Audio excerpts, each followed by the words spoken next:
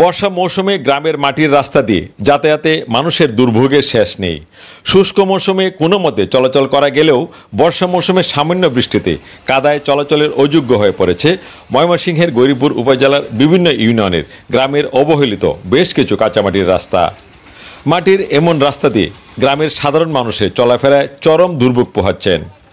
রাস্তার এমন দুর্ভোগের কথা শুনে গৌরীপুর উপজেলা বিএনপির সদস্য সচিব হাফেজ মোহাম্মদ আজিজুল হকের উদ্যোগে যুগ্ম আহ্বায়ক শাহ ওবায়দুল্লাহ সুমনের সার্বিক সহযোগিতায় 2 আগস্ট শনিবার দুপুরে বিএনপি ও অঙ্গ সহযোগী সংগঠনের নেতাকর্মী ও এলাকাবাসীদের নিয়ে বৃষ্টিতে ভিজে স্বেচ্ছাশ্রমে অচিন্তপুর ইউনিয়নের খান্দার পাঁচপাড়া সড়ক ও গাগলা থেকে সিলিমপুর সড়ক দুটিতে বিভিন্ন স্থানে খানাখন্দে ইটের খোয়া ও ইটের আদলা ফেলে চলাচল উপযোগী করেছে।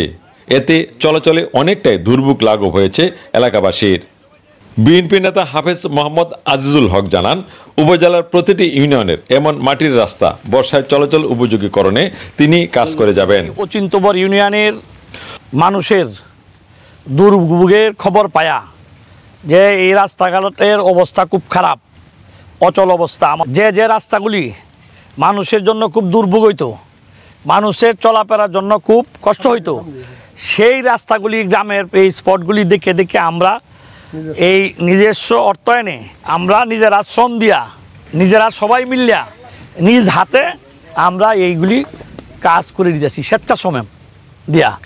আমরা আরও যে সকল ইউনিয়নে এমন এলাকার মানুষের দুর্ভোগ রাস্তাগুলি এমন খারাপ আছে, সেই রাস্তাগুলি আমরা নিজের স্বেচ্ছাশ্রমে আমাদের অর্থায়নে আমরা এগুলি করে দিব। কারণ রাস্তাঘাটের যে অবস্থা, মানুষ চলতে পারে না, একটা গাড়ি নিয়ে যাবে এমনি হাইটেই যেতে পারে না। আমরা প্রশাসনের দিকে দৃষ্টি আকর্ষণ করব, তারা যেন এই রাস্তাগুলি পাকাকরণ বা ইটের সোলিং ব্যবস্থা নেয়। এটা আমি প্রশাসনের দিকে, গৌরীপুর উপজেলা প্রশাসন আছে তাদের দিকে দৃষ্টি আকর্ষণ করছি। লাঘব করার জন্য আমরা কাজ করে যাব।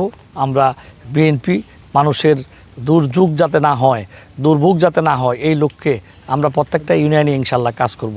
অচিন্তপুর ইউনিয়নে যে কয়টি মাটির রাস্তা, সব কয়টি রাস্তা চলাচল উপযোগী করবেন বলে জানান উপজেলা বিএনপির যুগ্ম আহ্বায়ক শাহ ওবায়দুল্লাহ সুমন। বর্ষাকাল গ্রামের মানুষ অনেক ভোগান্তির শিকার হয়েছে। অনেক মানুষ আমার কাছে অভিযোগ নিয়ে আসছে, রাস্তাঘাটে অনেক অ্যাক্সিডেন্ট দুর্ঘটনা ঘটতেছে। অনেক গর্ভবতী মহিলা, অনেক মুরব্বী মানুষ শিশু বাচ্চাদেরকে নিয়ে যাতায়াত করতে গিয়া দুর্ঘটনা ঘটতেছে, অ্যাক্সিডেন্ট হইতেছে। এতে আমি নিজেও স্বচক্ষে দেখলাম মানুষ চলাচল করার মতো সেই কোনো সুব্যবস্থাই নাই। রাস্তাগুলো অবহেলিত অবস্থায় পড়ে আছে। ওই মানুষের কথাবার্তা শুনে আমি এগুলো স্বচক্ষে দেখলাম এবং হাফেজ সাহেবকেও আমি অবগত করছি। উনি বলছে ইউনিয়নের সাথে যোগাযোগ করছে, তারা বললো এখন সরকারি কোনো বাজেট নাই। তখন আমি আমাদের নিজস্ব অর্থায়নে আমরা এই কাজগুলা আমি উদ্যোগ নিচ্ছি যে এখন করবো। সারা ইউনিয়নে যে কটা রাস্তা আছে, যে কটা রাস্তা নষ্ট, কাদা ভাঙা, গাড়ি ঘোড়া চলে না, ওই রাস্তাগুলো আমি নিজ উদ্যোগে এগুলা সংস্কার করব।